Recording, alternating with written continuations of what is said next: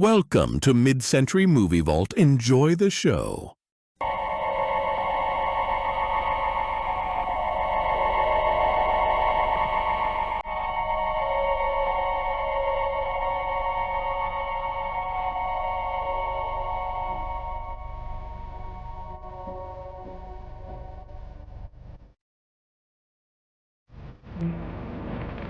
Good evening.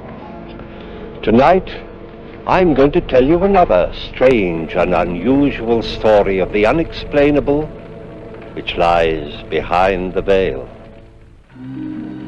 Tonight's story was developed from a report contained in the files of the Gloucester Historical Society.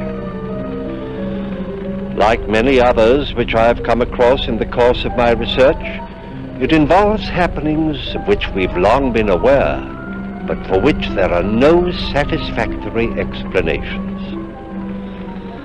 Captain John Elwood of Gloucester, Massachusetts, had been a long time at sea, but his first thoughts were not of his wife and his home. If they had been, perhaps none of this would have happened.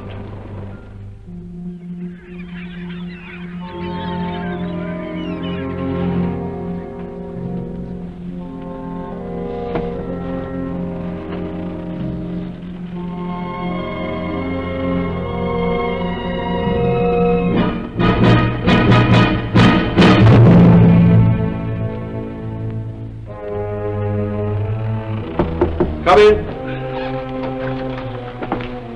Here's the log, Captain. Everything's in order, sir.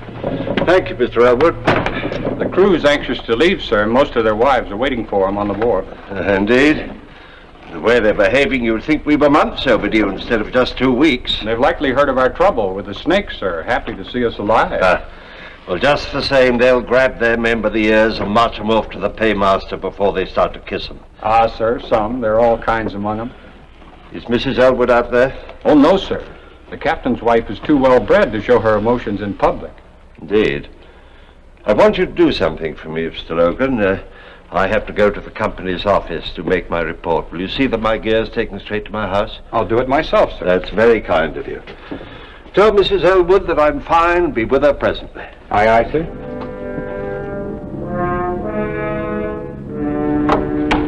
Just put it anywhere here, Mr. Logan. I do appreciate your coming. I was so worried, what with the hurricane and reports of the plague. Oh, it wasn't the plague, ma'am. Oh? Well, just a lot of poisonous snakes that came aboard while we were in Florida. There was talk that some of the men died. Aye, 2 seamen. 3 others were bitten, but we saved them. It must have been a terrible experience. We were finding snakes, ma'am, all over the ship 2 weeks after leaving the wharf. Did the captain say how long he'd be? No, ma'am. Just said to tell you that he'd be along. Presently. Well, best be getting his dinner. Yes, ma'am. Thank you kindly, Mr. Logan. You're welcome, ma'am.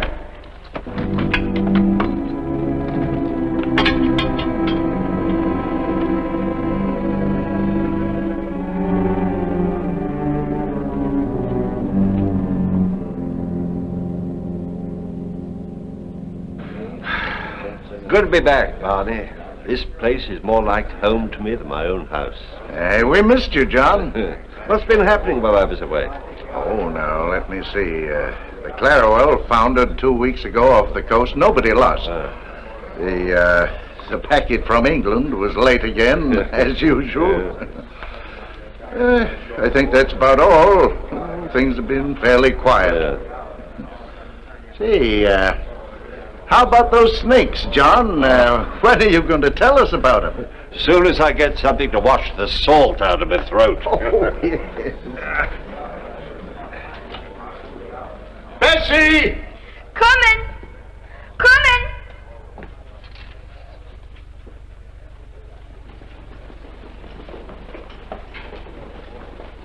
And all of a sudden, there they were, slithering up the lines and the gangplanks like so many fiends of hell. There's hundreds of them, somebody yelled. See that they pay their passage before they come aboard, I said. Hi there, my pretty. You're the one I've missed the most since I went away. You ought to be ashamed, taking such liberties, and you a married man. Well, if I weren't married, would you still object? Ask me no questions and I'll tell you no lie.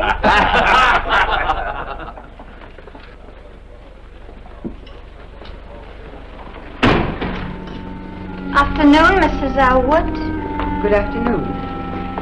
I'd like a bottle of that Spanish wine that Captain Elwood favors. I think he'd enjoy it with his dinner. Be supper, more'n likely, ma'am. Club's having dinner in his honor. But I'll get it for you.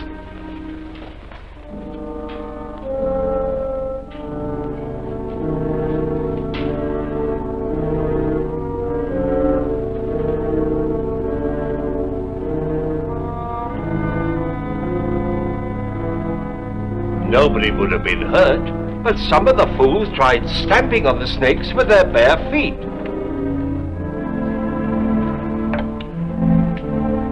Excuse me, gentlemen.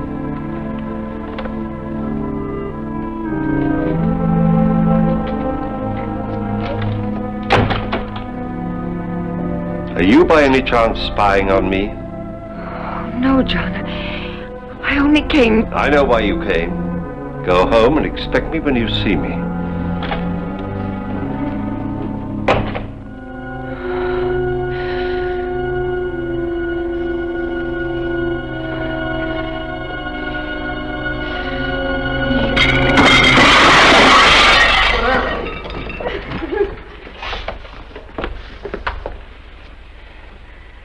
You may charge the spoilage to me, Captain Barney.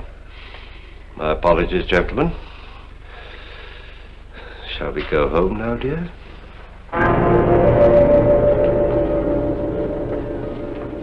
You humiliate me in front of my friends. You spy on me. I'll never do it again. But I wasn't spying, I swear it. I only wanted to get a bottle of wine for your dinner. And the table. Was that part of your affection? I don't know what came over me. John, all the time you were gone, I missed you so. I prayed for you. And when you turned your back on me, I wanted to strike out and hurt you as I was hurt. I'm so ashamed. Well, you should be. I'm sick of your explanations, sick of your apologies. I'm sick of you, Ruth. No, John. Leave me something. Ever since I married you, I've been trapped. And for what? The price of a ship that went to the bottom 3 months after I bought her. You needn't have said that. I knew why you married me. I knew my father's money made up for the fact that you didn't think I was gay and amusing like the other girls were. I knew my friends were laughing at me because they knew why you married me. But it made no difference. I loved you.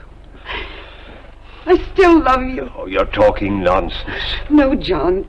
Please hear me out. Let it alone, woman. You're digging up things that are best forgotten. No, I couldn't bear it if it were only the money. There had to be something else. John, maybe it's not too late. Maybe we could start all over. Oh, Ruth.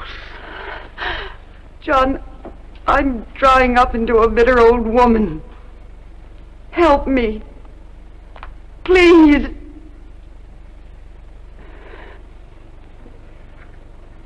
I'll unpack your things.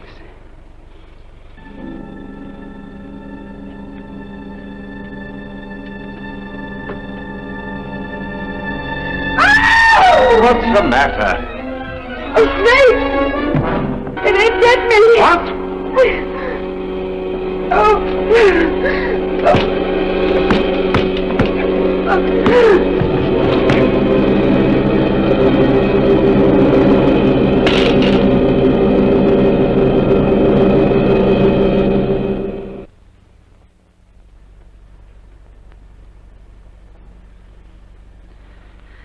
John?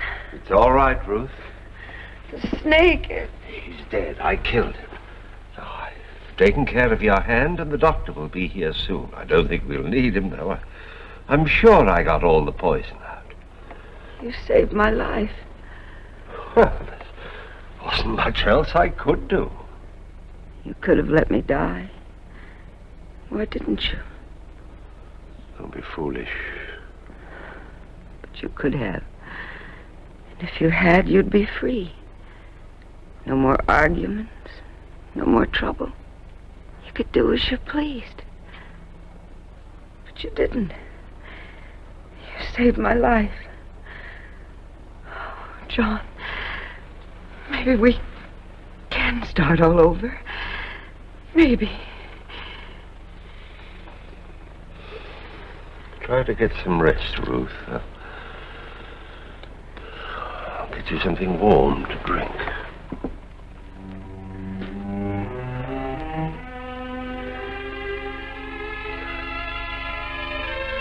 It's a lucky thing you were home, John. Snake bite's a terrible way to die. Well, she's much better now, and the doctor says with a little rest she'll be just as good as new. Hey, you're thankful for that, I'll wager. Oh, I can't wait to sail again. Always more trouble ashore than when you're at sea. And I can't make any money just sitting here, much as I like it. Speaking of money, here's something that'll make you sit up and take notice. The widow Smith got a letter from London this morning. Seems an uncle died and left her £20,000. £20,000? Hey, he'd be a lucky man that gets her. He could buy any ship in the harbor with that. Too bad you're already married, John. You know, I always had a sneaking suspicion that she was partial to you. Well, drink up and let's have another one on the house. Hey, you're not still thinking of that money, are you? Oh. It won't do you any good. You got one wife too many. Come on, have another drink. Oh, thank you, Barney. I don't think I will. I'm going to get back to Ruth.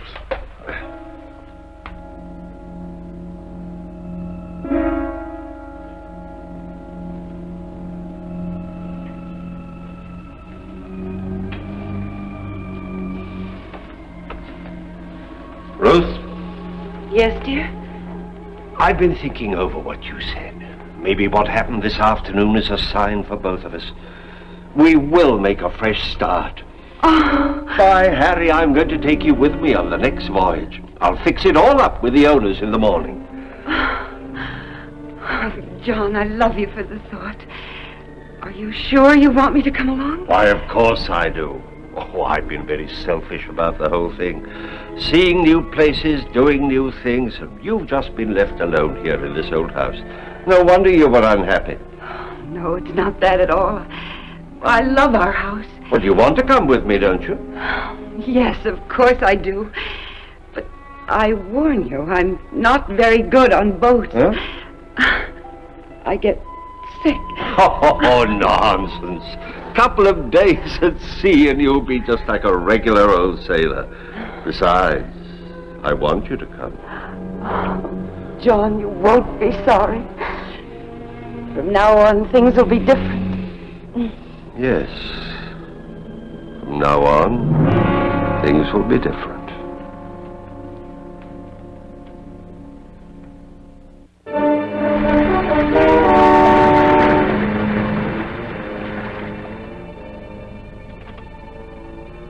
Have the carpenter repair the after-deck ladder before somebody breaks his neck.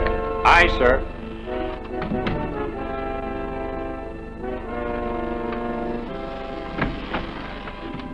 How are you feeling, Ruth? I'm much better, John. Good. I'm better. Good. The cook's made you some more of his specialty. Another calm day like this and you'll be completely well. I didn't mean to be such a burden to you, John.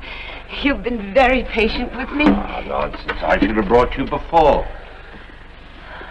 You've no idea what a comfort you've been. No idea how lonely a captain's life is. I should like to be with you as often as you'll let me. So you shall, my dear. Don't let your tea get cold.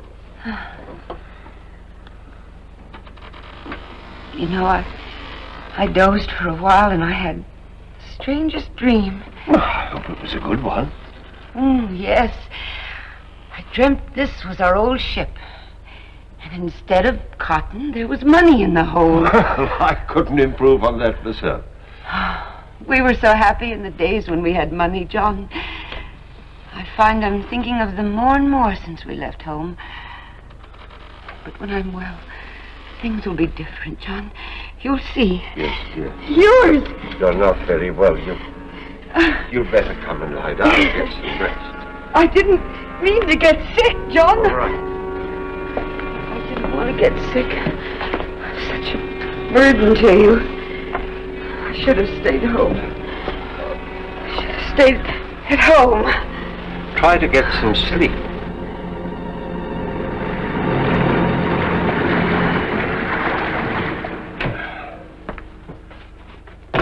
You asked me to see you after my watch, sir. Yes, I did, Mr. Logan.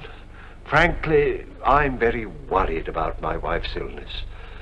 You've always been handy round the sick, and, well, frankly, I thought maybe two heads be better than one. Yes, sir. I wondered if you'd take a look at Mrs. Elwood, too. I'd be glad to do anything for the missus, sir, if I can. Good.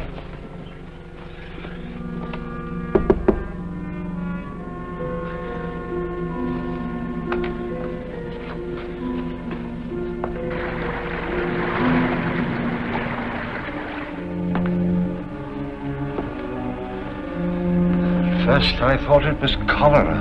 No, sir. It's like nothing I've ever seen. Well, if she's not better in a few days, we'll lay a course for St. Augustine. Aye, sir. And you'll enter a full report in the log, won't you? I will, Captain. I do hope she's better soon. Thank you, Mr. Logan.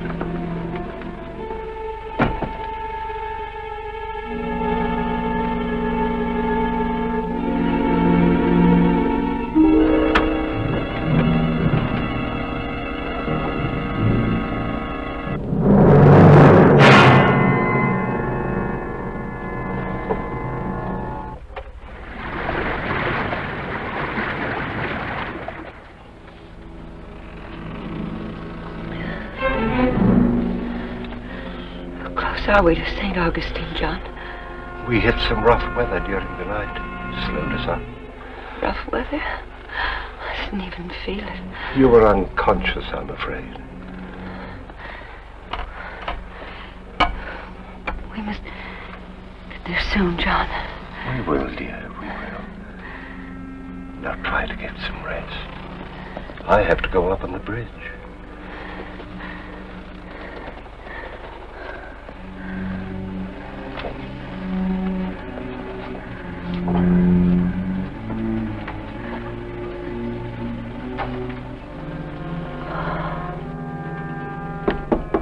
Captain Elwood.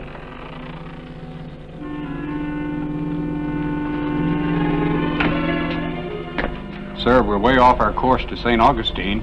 If we don't turn now, I'm well aware of our position, Mr. Logan. My order stands. We stay on course for Jamaica. But I looked at Mrs. Elwood yesterday, sir. She won't last that long. My wife and this ship are my responsibilities. She'll be alive when we get to Jamaica, I warrant it. As you say, sir.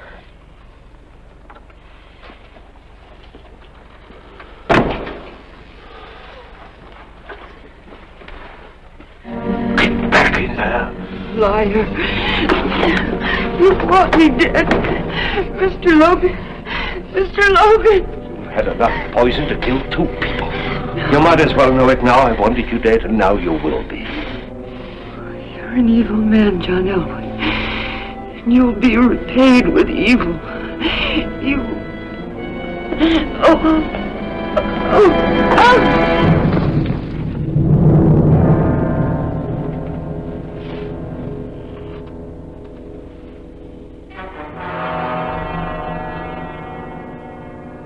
John, you can't spend the rest of your life in mourning. You got too many good years ahead of you. I miss her, Barney. Oh, of course you do. It's only natural, but you've got to start thinking of yourself. Ruth wouldn't want you to become a hermit. It's lonely without her. But at your age, that can't last forever. The Widow Smith has been visiting you, hasn't she? Yeah, she's been very kind. She knows what it means to lose someone you love. She's a fine woman, John. I think she's got her eye on you. Oh, nonsense, Barney. I'd never think... Oh, I'll give you a year. Nobody expects you to wait longer. And John, it's time you got out of the house now. Think so? I do. We're having supper tonight in honor of a new member. Your old first mate, Logan. You've got to come, John. He'll be expecting you. Oh, I don't know. I'm giving you orders. Now stop acting like a lost puppy. All right, Barney, if you say so. I do, sincerely. Now it's time for me to get back to the club.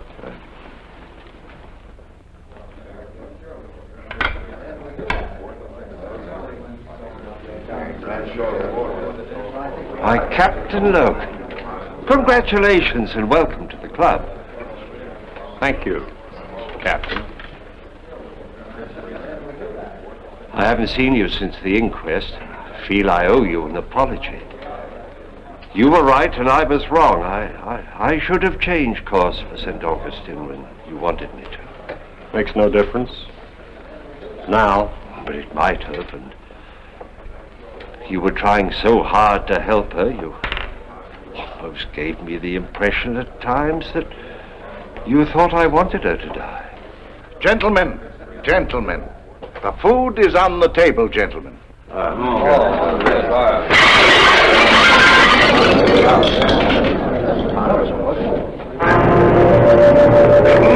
wench! I didn't do it, sir. I didn't. You're the only one in this room? I didn't touch it, sir. I swear I didn't touch it. Look. It's exactly the same as when Mrs. Elwood did it. 'Twas a ghost, sir. 'Twas a ghost that did it, sir. Stop that nonsense! 1,000 pardons, Captain. Give us 10 minutes, and in the meantime, the drinks are on the house.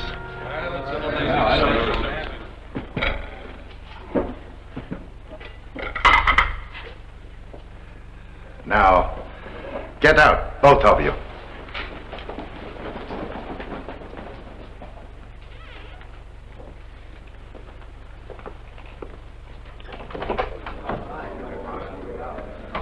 You may come in now, gentlemen.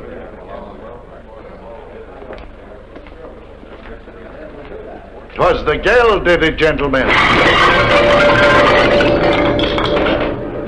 Saints preserve us. 'Twas her ghost. Her ghost. No. You fools, are you frightened by a superstitious servant girl? Barney, Logan, help me, I'll show you, it's nothing.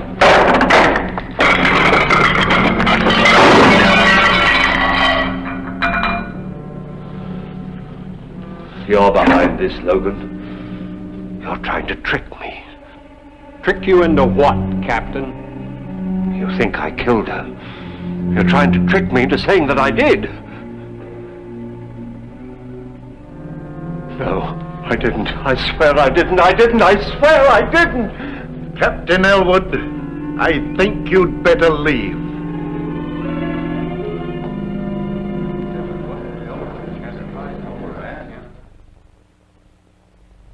Aye, he finally got a ship, if you could call it that. No other master would sail her around the harbor. She leaked like a sieve, and her crew, well, I wouldn't sail with them across a mill pond. But 'twas all Elwood could get, so he took her. Captain Barney. Gentlemen, have you heard? It's the Coverley. That's Elwood's ship. Aye, her crew's just been brought into the harbor. What happened? Nobody knows. They say that the weather was fair and the sea was calm, and suddenly she just broke up. But her crew was saved. Aye. All of them, all except Captain Elwood. It's retribution. The devil has claimed his own. Gentlemen, the food is on the table.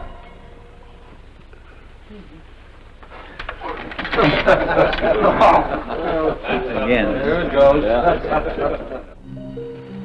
The law demands an eye for an eye. He who takes a life must be prepared to forfeit his own. But the law is man-made, and when there is no proof, the law is helpless. Captain Elwood never came to trial. Nevertheless, he was found guilty and executed. Who was his executioner? We may never know. But an unseen force that can overturn a heavy table is not to be reckoned with lightly.